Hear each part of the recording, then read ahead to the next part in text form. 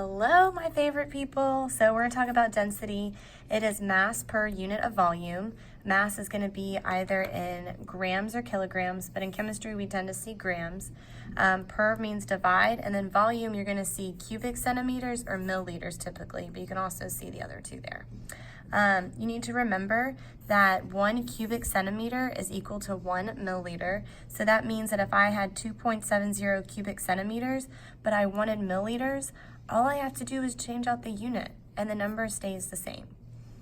Density is going to be mass per volume. So that means something that's really dense, for example, a solid, or something like iron that's like a metal, is going to be very heavy, so it's going to have a large mass in a small volume area. So think of like 100 grams to 1 little milliliter. That's something that has a high density, whereas something that's really light, like a balloon filled with air, is going to have a high volume but a tiny little mass. So the density would be smaller because you would have like 1 up here divided by 100, which would be a decimal. So a couple ways to remember this is like density and mass were in a relationship and they broke up, and they actually were married and they ended up getting a divorce. So density is going to be your mass divided by volume. So this is M over V. So density is M over V.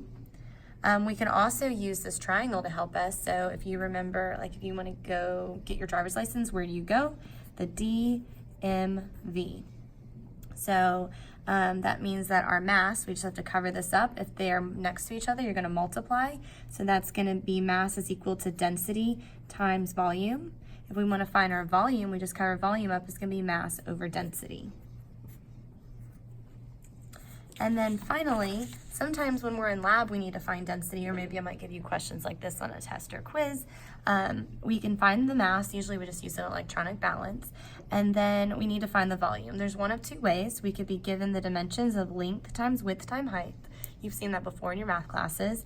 And so we would just calculate that by saying 2 centimeters times 6 centimeters times 3 centimeters. And so you treat the units like variables, so cubic centimeters. So just like if I had x times x times x, that would be x to the third. So we're going to get centimeter times centimeter times centimeter is a cubic centimeter. Cubic meaning that 3. So 2 times 6 is 12. 12 times 3 is 24 plus 12 is 36. Or you could use a calculator. And typically we're going to keep the same sig fig, so each of these had 1. So I would round this to say 40 centimeters to make it accurate. But we're not going to use that number in a moment, so let's just try something else over here. This was just a quick example.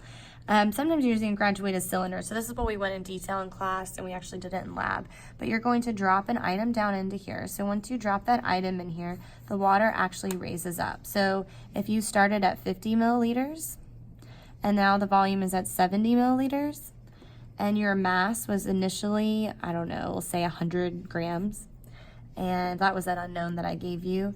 And so that means our displacement, that this object pushed the water out and it displaced the water, which is why the water rose, 20 milliliters. Notice I kept the same sig figs as my reading, and that means that we can find density, because density is equal to mass over volume. So 100 grams divided by 20.0 milliliters.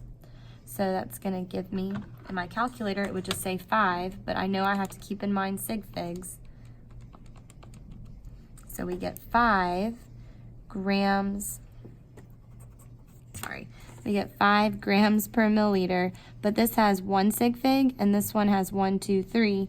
So 1 is smaller than 3, so that means that this is going to be my number of sig figs.